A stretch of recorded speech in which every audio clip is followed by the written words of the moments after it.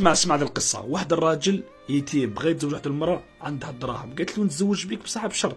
قالت له يماك ما تحضرش في العرس تاعنا. هو ضروا خوتي هنا بحرت له يماه رباتو ما يقدرش يسمح فيها، وهذه المراه عجباتو اون بليس عندها الدراهم. تفكر باباه المرحوم نهار اللي قال له باللي عنده واحد صاحبو حكيم ديما كي تبحر له يروح ليه.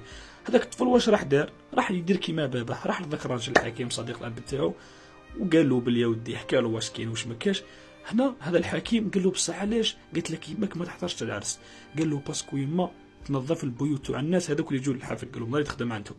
قال له شوف نعطيك الشرط وروح ديرو وعاود رجع ليا ودون ذاك نعطيك الاجابه. قال له واش كاين؟ قال له روح كيما راك. قال له غسل اليدين تاع يماك روح غدوه نعطيك الاجابه.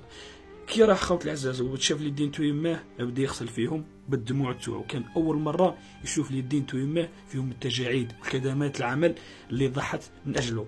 هنا ثم خوتي جبد التليفون عاد ليك العروسه قالها ما غاديش نتزوج بك، قالها ما غاديش نضحي بالام تاعي على جال باش نتزوج بك تي باسكو عندك الدراهم. قالها امي هي اللي طاتني كلش واللي ضحات بحياتها من اجلي انا. اللي عجبته هذه القصه يدير ابوني جادور ودعوا الدعوه كاع تاع خير للامهات تاعكم. سلام.